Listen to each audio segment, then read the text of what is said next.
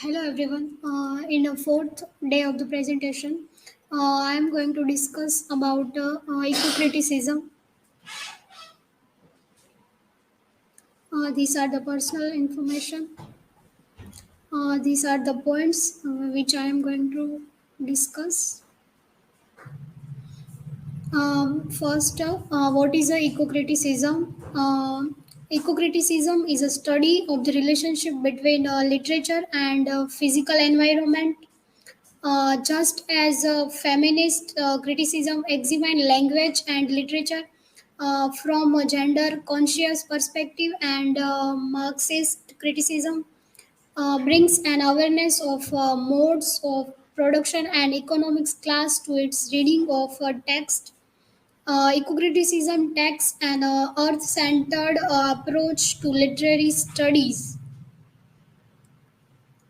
uh, eco-criticism. The term eco-criticism was first coined in 1978 by William Ruckert in his essay Literature and Ecology, an experiment in eco-criticism.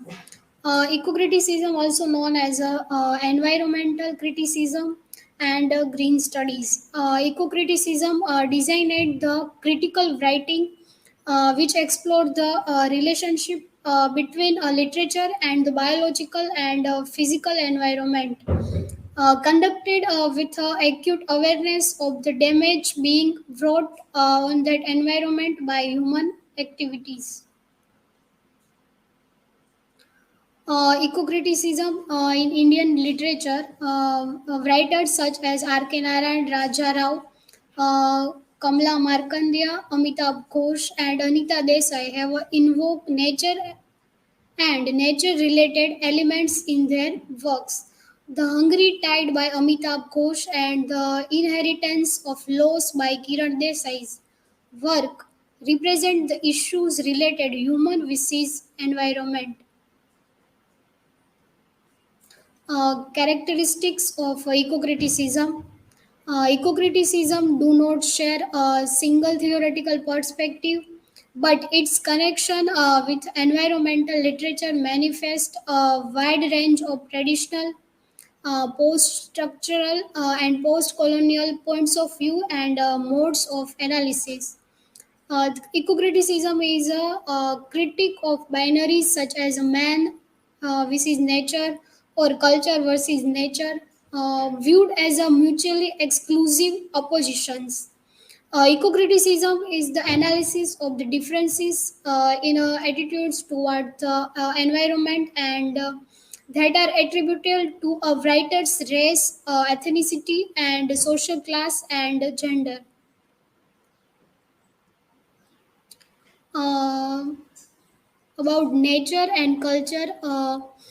Eco criticism takes as its subject the interconnection between nature and culture.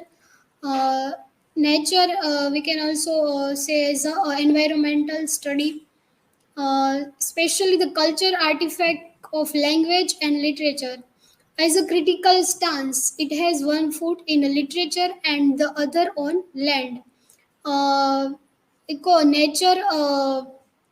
Eco-criticism, there four areas. One is wilderness, for example, in desert, oceans, uninhabited continents. Second one is the scenic sublime, for example, forest, lakes, and mountains areas. Three, the countryside, example, hills, fields, and woods. The fourth is the domestic picturesque, for example, parks, gardens, and lands. So these are four areas of nature theories. Wilderness is affected by global warming, which is a cultural, and gardeners dependent on sunlight, which is a natural force. On some nature writings in the literature, Thompson's The Seasons, Thomas Gray's The Elegy in a Country Churchyard, and William Cowper's The Task. These are the some examples of nature writing in literature. Cultural eco-criticism focuses on issues of the social and linguistic traditional representation of Socrates or God the Father show elderly, bearded party patriarchal figures in flowing garments rather than glossy, sharply dressed man or woman as if as and masculinity were the natural flesh is garb of the wisdom of the ages, but these different culturally determined ways of regarding the fact of again should not prevent us from realizing that doesn't follow that age socially constructed or that it is part of cultural rather than a nature. Examples of eco-criticism in literature and movies. The Prelude, one of the poem by William Wordsworth. It is autobiographical poem by William Wordsworth.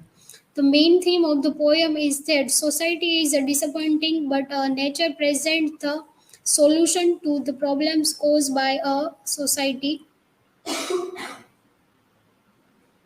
Sherni, example of movie is a 2021 Indian Hindi language action thriller film directed by Amit V. Musarkar and produced by T Series and Abundantia Entertainment. The film stars Vidya Balan in the leading role of an Indian Forest Service officer.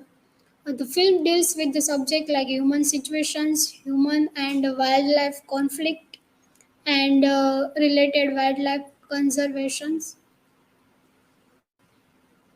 Conclusion, eco-criticism is a way of looking at how we relate to nature, the moral and artistic challenges we face, and how language and literature can convey important ecological ideas. These are the references. Thank you.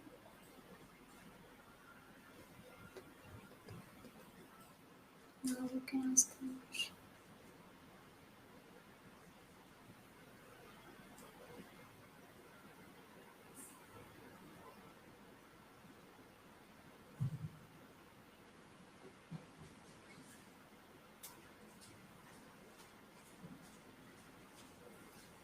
Ayal, according to your point of view, is it right to connect romanticism with eco-criticism?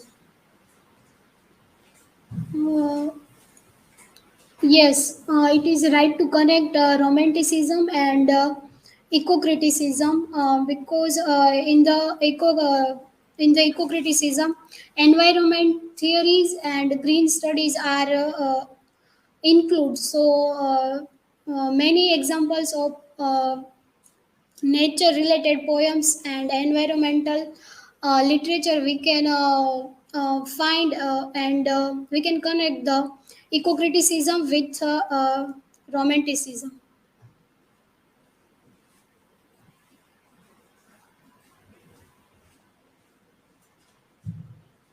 Hi, and what types of criticism are conducted in contemporary eco-criticism?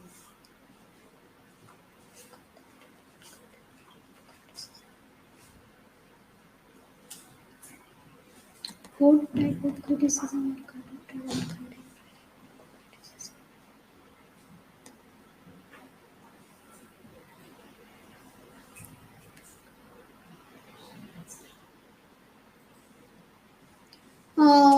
In the eco-criticism, there are many theories and types of criticism like green studies, natural studies, cultural theory studies, and many others criticism. Also, we can connect these theories with criticism. So, these all are the theories as well as criticism. Thank you.